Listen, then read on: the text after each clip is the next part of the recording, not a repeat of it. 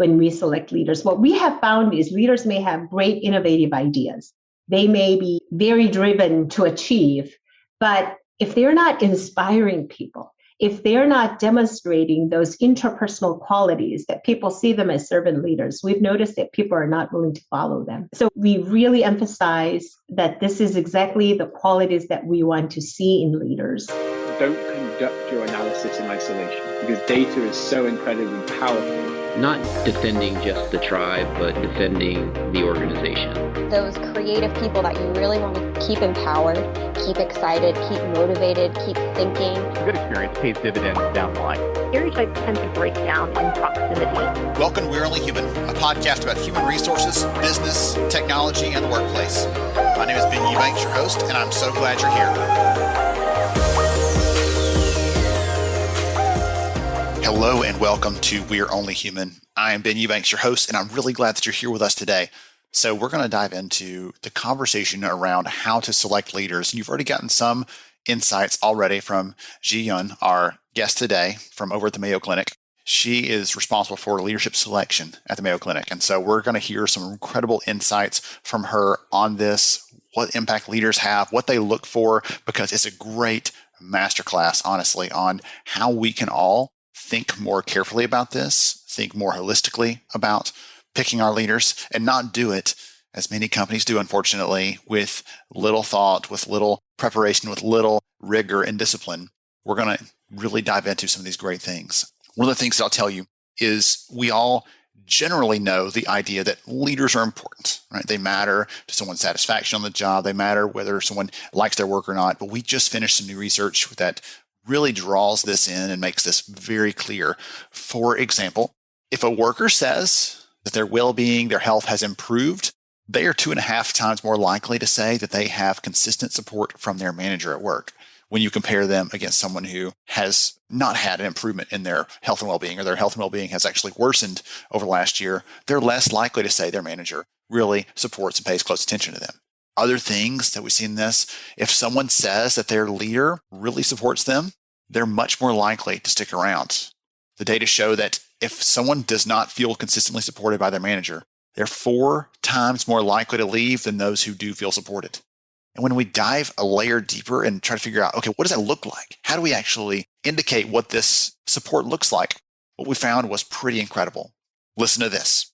If someone says their manager understands them, there's a less than 1% chance of them saying that they do not feel supported by that manager. But if they say that manager doesn't really understand them, doesn't understand what they need to be successful at work, doesn't understand what they need to be successful in their job, there's a 6,000% increase in someone saying they don't feel supported. And it all comes down to whether that manager understands them, pays attention to them, and really shows that person that they actually do care. It impacts all of these things, and it all hinges on that relationship. And now let's jump into the conversation for today's episode. Hey everyone, welcome to We're Only Human. I am so glad you're here with us, and I hope you're looking forward to another great conversation, because I know I am. We're going to be diving into some things like, how do we pick the right leaders? How do we know who has the best capabilities or the best fit for the organization from a values perspective? And we're going to talk about all those kinds of things and more with our guest today. And what excites me is the unfortunate thing is many organizations don't have very much discipline around how they select the leaders that they have. And we're going to hear today from an organization that's doing that pretty darn well. And so all of us have a place where we can start from, some ideas we can get from this conversation. So be ready to take some notes, because I know I'll be taking some copious ones on my end. So our guest is here, and I'm so excited to have Ji Yun here with us. She's going to dive into some of these things and how she does them over at Mayo Clinic. So welcome. Glad to have you.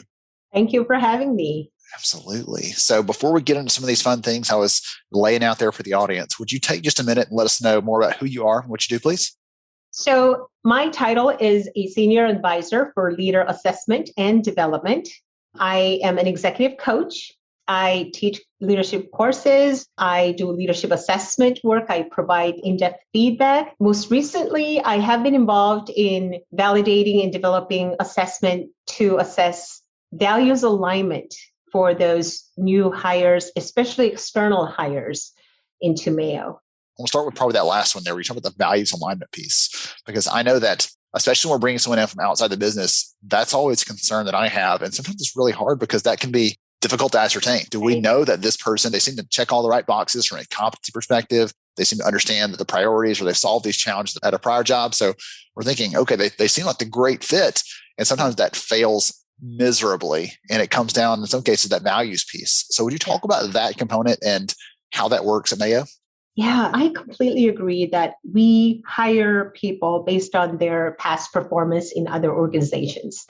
And when they come into our organization, many times their career derails not because of their technical skills. We have one of the most highly qualified physicians in the world working at Mayo Clinic. It is not their clinical skills, but more of how they are aligned with Mayo Clinic values. And that's what we assess. Mayo has been around for over 150 years, and we have been at the top of the industry for at least that long. And Mayo has an incredible reputation for its patient-centeredness and how we provide care, how we respect and value not only our patients, but our colleagues, how we work in teams, how we collaborate, how we seek innovation, how we seek excellence in our work. And all of those are very important laid out values at Mayo that we hold people accountable to. And we actually have our performance tools built based on those values as well.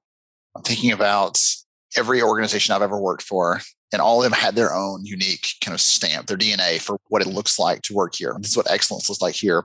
Is there a specific set of values at Mayo that you're trying to see, okay, how well do we line these things up so that we know that they're checking those right things? You talked about some of them in broader terms like patient centricity and things like that, but are there a handful of core or key values that you're specifically vetting them against? Yes, we have primary values, which is the needs of the patient come first. So that is our primary value.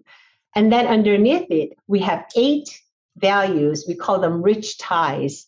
And that's an acronym. So R is respect. I is integrity. C is compassion. H is healing. And then T, teamwork.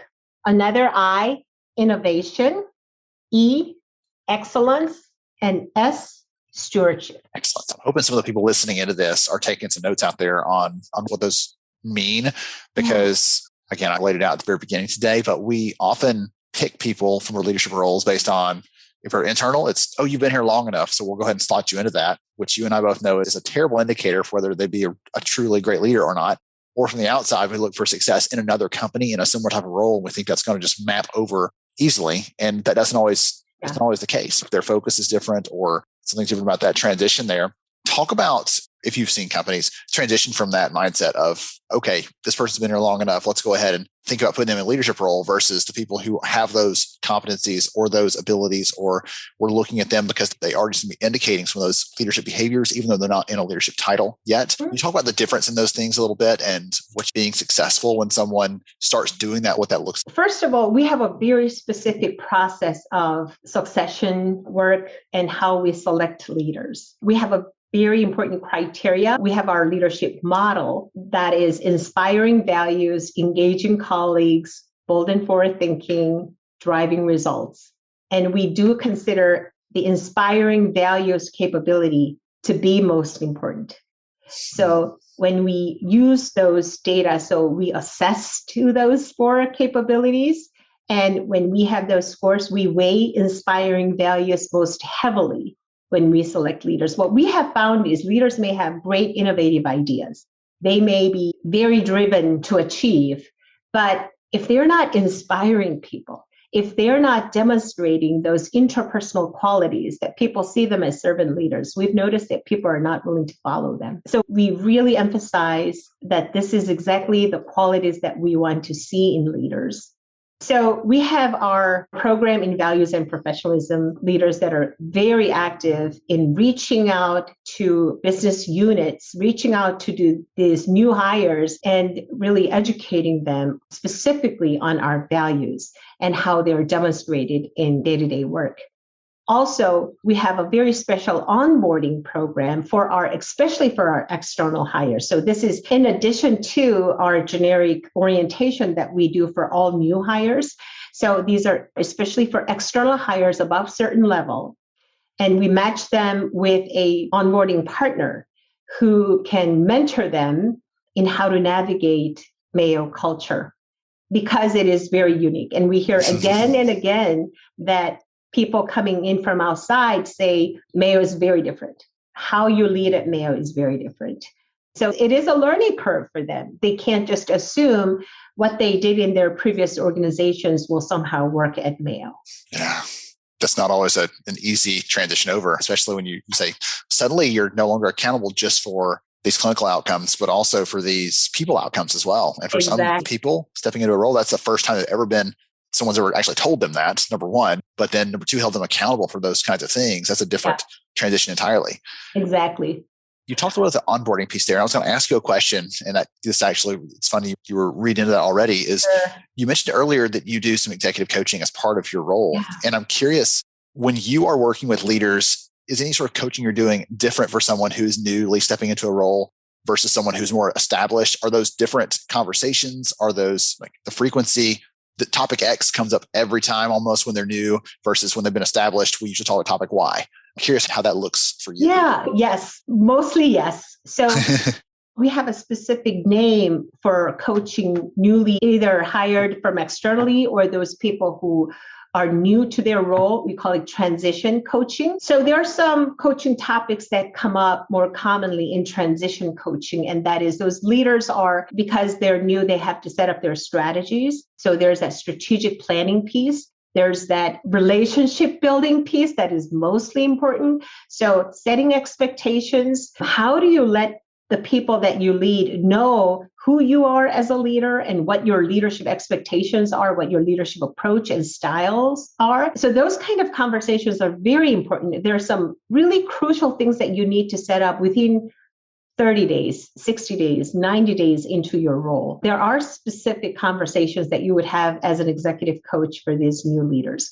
If you're coming from outside, definitely there will be conversations about the culture, about how to influence. One thing about our Mayos, at least on the clinical leadership side, we're all salaried. So we don't have superstars who gets enormous amount of salary compared to other people. There are other organizations that do that. If you are a surgeon who can only do what 3 people in the nation can do, then you will be compensated for your skills.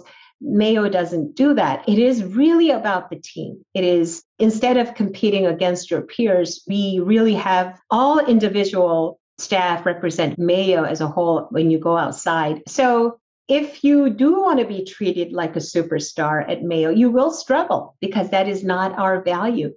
So that, or if you really want to, for example, let's say if you're task-oriented or achievement-oriented, that you're not taking consideration people who are doing the work. Because as a leader, you're less close to the task itself. You have people between you and the task, and you're having people do the work.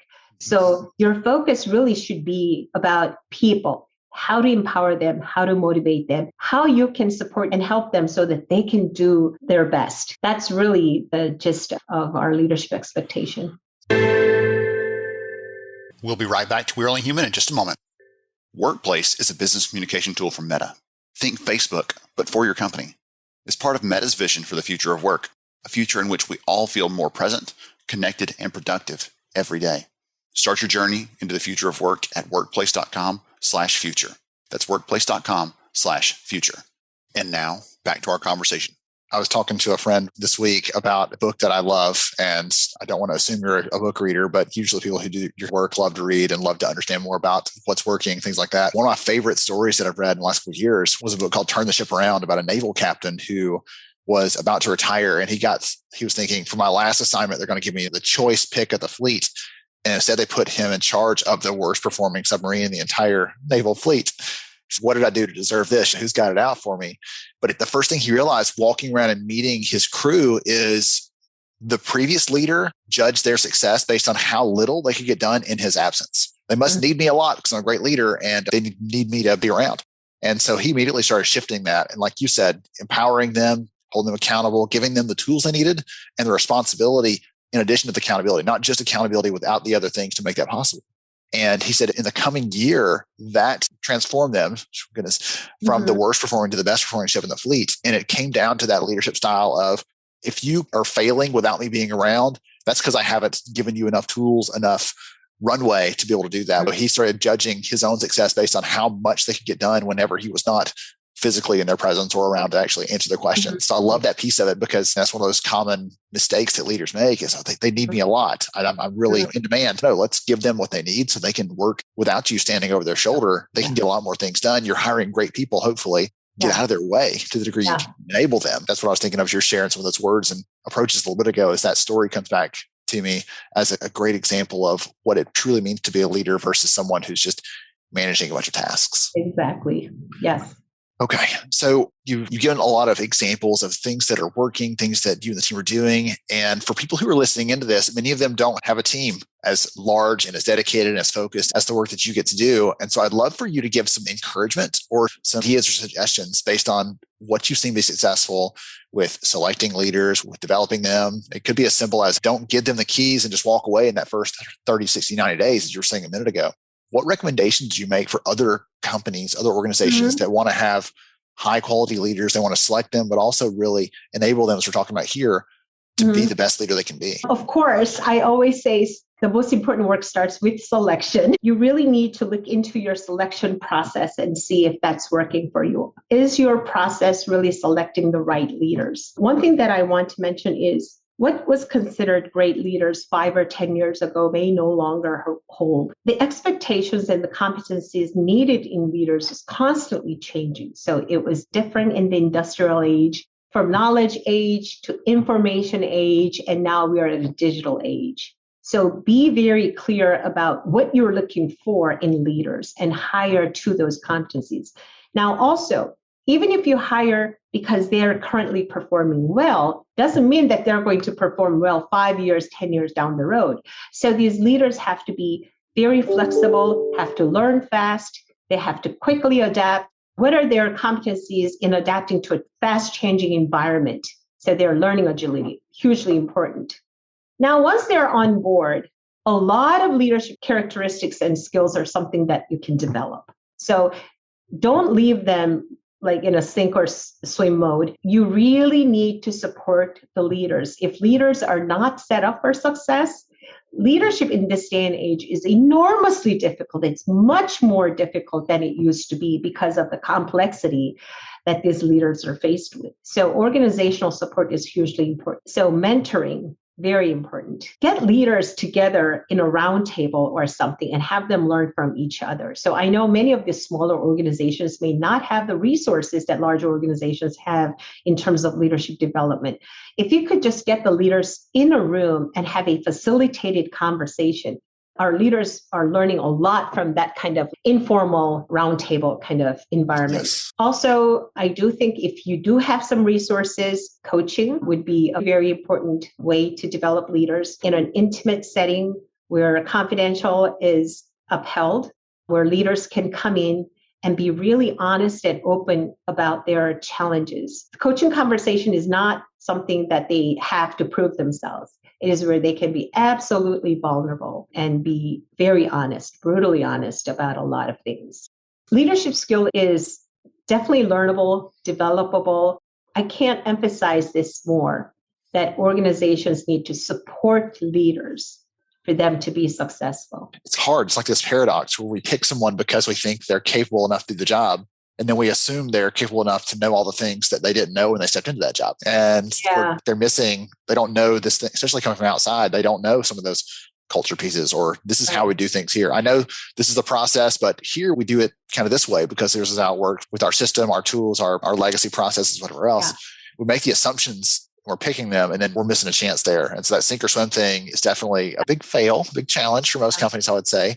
One of the things I want to ask you is, you talked about once these leaders are on board, they have these different things we can start developing in them to help hone those skills, to build those muscles, right, to make them ready to be not just a good leader, but a great leader. And I'm curious for you specifically, because you talked about a couple different layers of support you have built around them. There's that mentor you're pairing them with when they're starting out. There's you and anyone else doing any coaching. There's probably a direct leader they're reporting up to who should be giving them some support as well.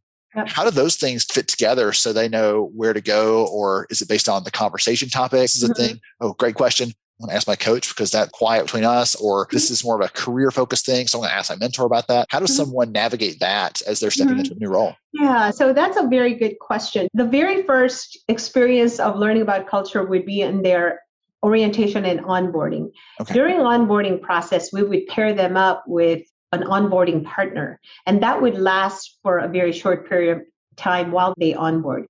In their onboarding process, we very much encourage their supervisor to be involved. So the supervisor knows that this person is going through this process, who their onboarding partners are. So onboarding partners can be someone who's completely outside of their department, but it has to be someone who's versed in our Mayo culture, who's able to mentor. And then the supervisor can guide them to an ongoing mentor. And then sometimes the supervisor, or we have an HR person assigned to every department or work area, and the HR person can connect that person with a coach. So it's really having the multiple layers resources. We sometimes have individuals reach out to HR and say, I am new and I really need help navigating Mayo culture. And we'll find some ways to help them and support them. Okay, excellent. I'm thinking in my head, it's not too much. I'm thinking like how they navigate these things, but it's a good problem to have to say, oh, for that kind of question, this person's going to be your best bet, or this resource over here.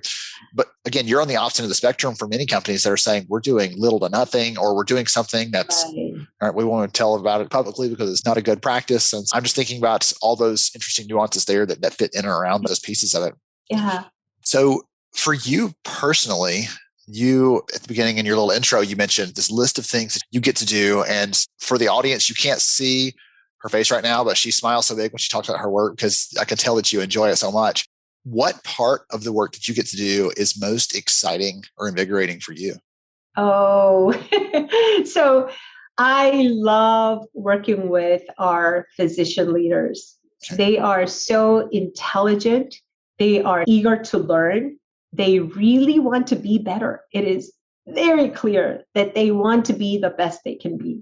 When you have a leader who is hungry to be better and to develop themselves, that just gets the job done. And I can be there giving them really difficult feedback based on assessments.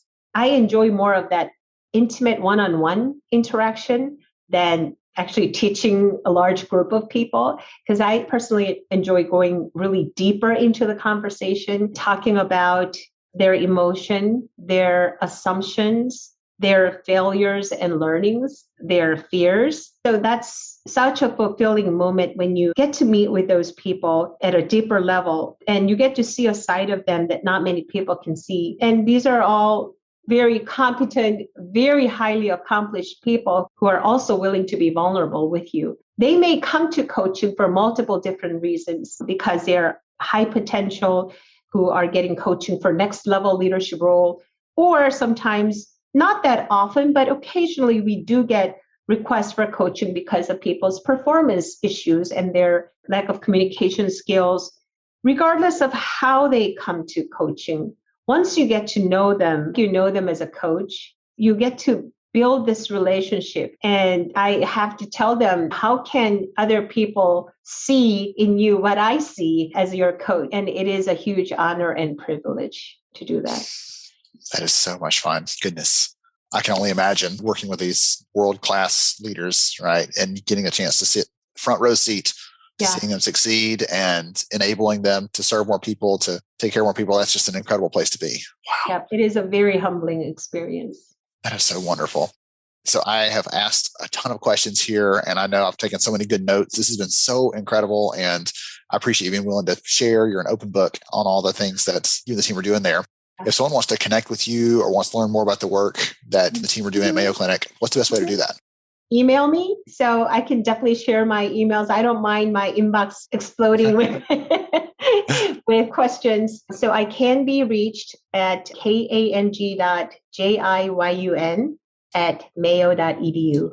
Perfect. I'll make sure and get that in the show notes. So if anyone wants to reach out and say hello, tell you how much they enjoyed the conversation here, or ask a question about your thoughts on what's working, things like that, then I'm sure they'll take you up on that. Goodness, I would this has welcome been so that. much fun. This has been so much fun. Thank you. I appreciate you for being willing to share. Appreciate your heart for this, really, being willing to serve and support other people. You're talking about servant leadership and all this in an abstract sense about how you're enabling this for others, but it takes someone that does that well to be able to do it from your position. So thank you for that as well.